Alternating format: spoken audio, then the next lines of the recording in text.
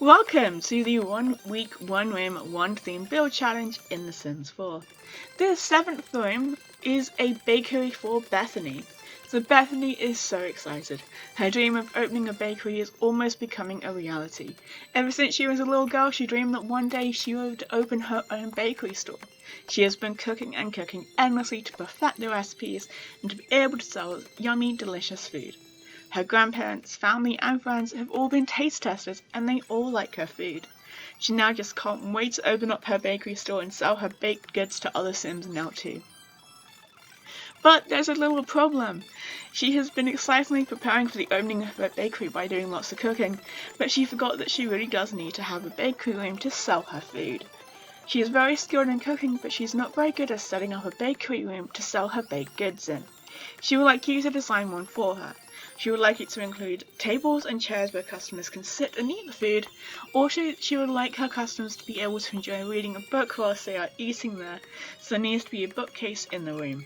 She will leave it up to you to decide what else the bakery room includes. You may decide that Bethany would like to sell other items in her bakery room that are not food items too. So I have extended Grandma's kitchen from the first week or first day of this, and that's what you can see in the background. I thought that would be kind of a fun touch since it's mentioned that her grandparents have been taste testers, so that's what I decided to do. And as I've been rereading the description, I think I've actually forgotten to include a bookcase. Whoops. But still, this is basically a knitting pets room plus bakery. Really enjoyed making this. I had so much fun. I did spend, once again, a lot of time arguing with the move objects cheat.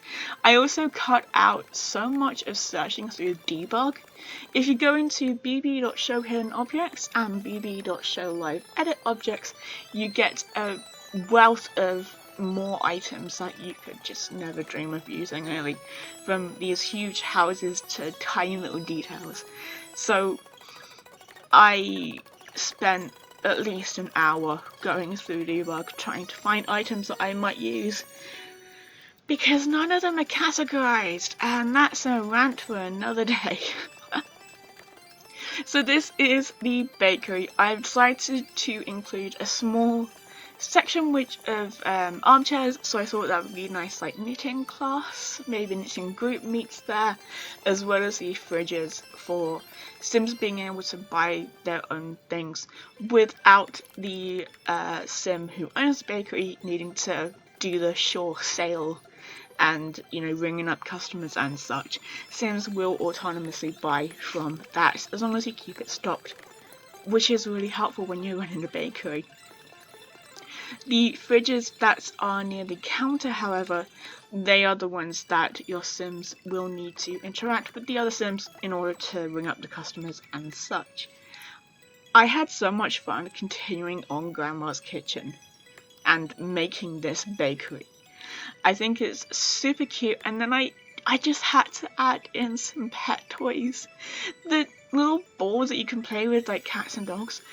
Look how adorable they are!